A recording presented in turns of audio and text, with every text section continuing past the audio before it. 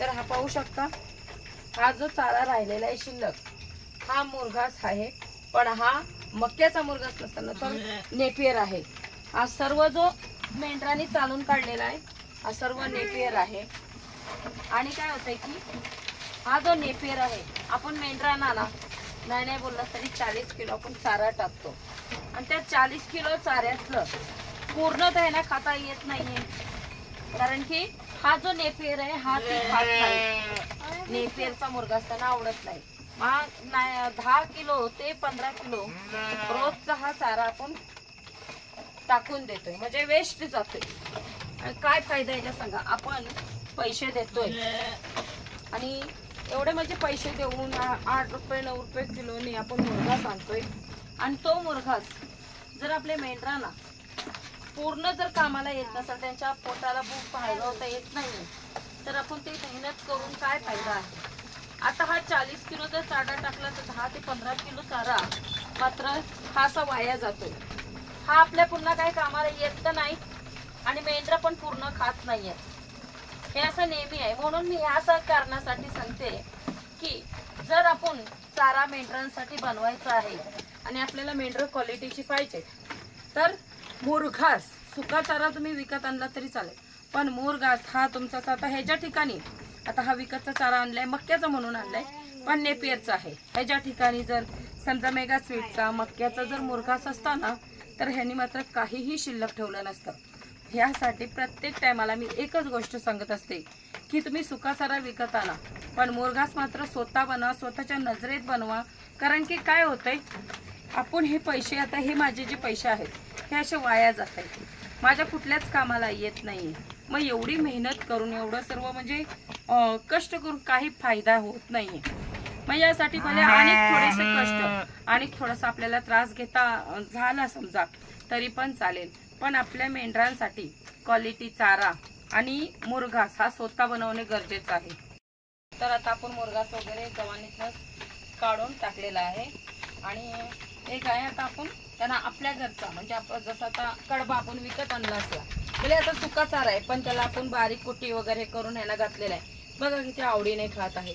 पण मुरघास घातला ना तर सकाळी लवकर घाला नाही तर उशिरा घाला, ती मात्र रमत गमतच खात असतात, म्हणजे आवडीने असं खातच नाहीत, कारण की तो नेपियरचा मुरघास त्यांना आवडतच नाहीये.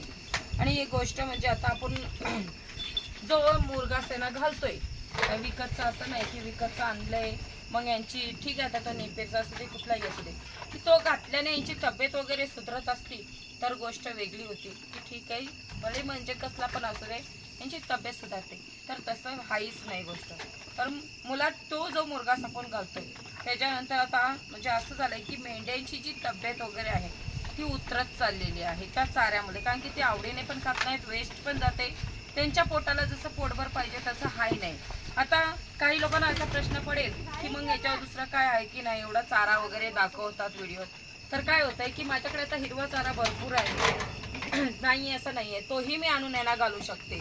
पण मुलात आता नाही बोललं तर माझ्याकडे खूप सारा असा मुरघास आहे, आणि तो मुरघास मी काय करणार, विकत आणलेला आहे, मग तो वाया जाईल. जर मी हिरवा चारा जर आता माझ्याकडे आहे तो जर याला घातला तर तो जो घरातला मुरघास आहे त्या मुरघासाचा काय करणार? मग तो मुरघास जो नाही बोललात तरी आता 50-50 किलोच्या बॅगा आहेत त्या, आणि बॅगा पण आता बोललात तरी 10-15कडे बॅगा आहेत. मग एवढ्या बॅगा जर घरात ठेवून तो वेस्ट जाणार आहे तसा पण, कारण की त्याचा काय आपण उपयोग काय करू शकतो? मेंढरांसाठी आणलेला आहे, मग दुसरा काय आपल्याला उपयोग आहे का? तर काहीच नाही आहे. म्हणून तो हिरवा चारा न घालता नाईलाजाने तो मुरघास घालते, थोडा जास्त घालते, ज्याने की भले काही त्यातनं शोधून खातील, आणि जो काही वाया जाईल तो जाऊ दे, पण त्याला घरात ठेवून पण तो काही कामाचा नाहीये. त्यासाठी प्रत्येक टायमाला एकच गोष्ट अशी, म्हणजे ज्या वेळेला आपण हा व्यवसाय करतो त्या वेळेला ही जी चारा नियोजन वगैरेची चेन आहे ना ती तुटली नाही पाहिजे. आणि एक आहे की चारा हा परफेक्ट लावला तर कुठलाच प्रॉब्लेम येणार नाही. जसं आता आम्हाला सर्वात पहिला नेपियरचा माहित होतं, आणि त्या नेपियरचा चुकीचा चारा होता, आपल्या मेंढरांसाठीचा चुकीचा होता. मग काय होतंय की तो चारा आम्ही देताना सुरुवातीला माहीत नसतं लोकांना की कुठला चारा द्यावा कुठला नाही, पण ज्याने की ज्यांना कोणा माहित असेल की कुठला चारा देऊ शकतो आणि ते कुठल्या चाऱ्या आपली मेंढरं चांगली राहतील, हे जर कोणाला माहित असेल आणि कोणाला नवीन व्यवसाय करायचा असेल तर नक्कीच दुसऱ्याकडून माहिती जरूर घ्या. कारण की काय होतंय, माहिती नसलं की हे प्रॉब्लेम थोडेफार आपल्याला येतच राहतात.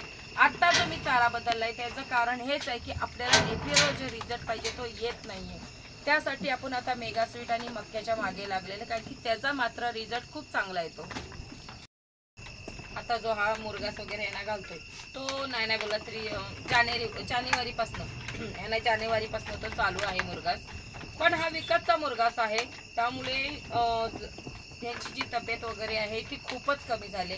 जर हा मुरघास मात्र आपण स्वतः मक्याचा वगैरे किंवा मेगा स्वीटचा वगैरे घरातला मुरघास असता तर आज ह्यांची जी तब्येत आहे ती मात्र खूप सारी बदल असते या तब्येतीत. कारण की मागच्या टायमाला जो स्वतः मुरघास केलेला होता त्याचा रिझल्ट खूपच चांगला आलेला. त्याच्यावरनं एक अंदाज कळलं की विकतचा हा मुरघास कधीच आपण आणू नये, कधी घालू नये. आता कसं आहे की माझ्या घरात जो एवढा मुरघास पडलेला आहे तो माझा एक नाईलाज आहे ना घालायचं, कारण की तो मुरघास टाकण्यात जाईल त्यासाठी आहे ना घालत आहे. आणि काय होतंय की किती पण जास्त घाला किंवा कमी घाला तुम्ही मुरघास संध्याकाळी गव्हाणींमधनं खाली हा करावाच लागतो. कारण की ती तेवढ्या आवडीने खात नाहीत. जे काही खातील शोधून, म्हणजे एक इच्छा अशी झाली की एवढा वाया घालवण्यापेक्षा जे काही तुम्ही खाल शोधून खाल वगैरे तेवढं खा आणि संध्याकाळी मात्र गव्हाण्या ह्या खाली कराव्या लागतात. पण आता जो आपण कडब्याचा वगैरे घालतो ते मात्र काहीही शिल्लक ठेवत नाहीत सकाळचं साफ करायला वगैरे.